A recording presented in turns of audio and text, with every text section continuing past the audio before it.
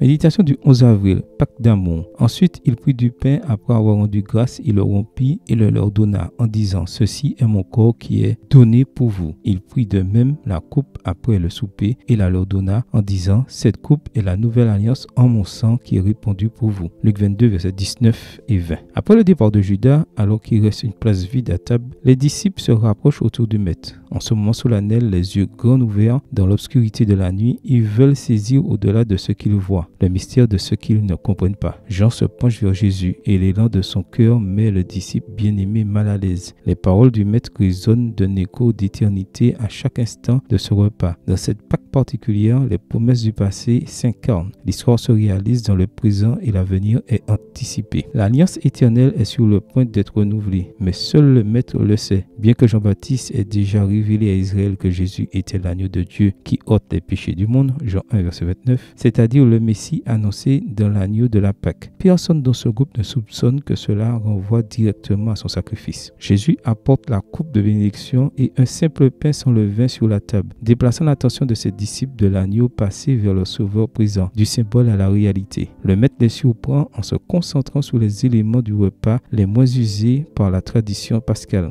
Il distribue aux siens le pain et le vin avec ces mots nouveaux. Ce pain est comme mon corps qui doit être rompu pour vous. Comme je désire vous donner la vie éternelle, même au prix de ma propre vie, ce vin que je verse de ma coupe dans la vôtre représente mon sang qui sera versé pour vous. Comme je voudrais vous donner une transfusion de vie, comme je voudrais partager avec vous ma joie que les souffrances à venir ne pourront pas m'enlever, sachant qu'un jour nous partagerons le bonheur éternel. Faites ceci en mémoire de moi. Chaque fois que vous célébrerez ce repas, vous vous souviendrez de ma mort jusqu'à mon retour. Amen. Bonne journée à vous et que le Seigneur vous bénisse.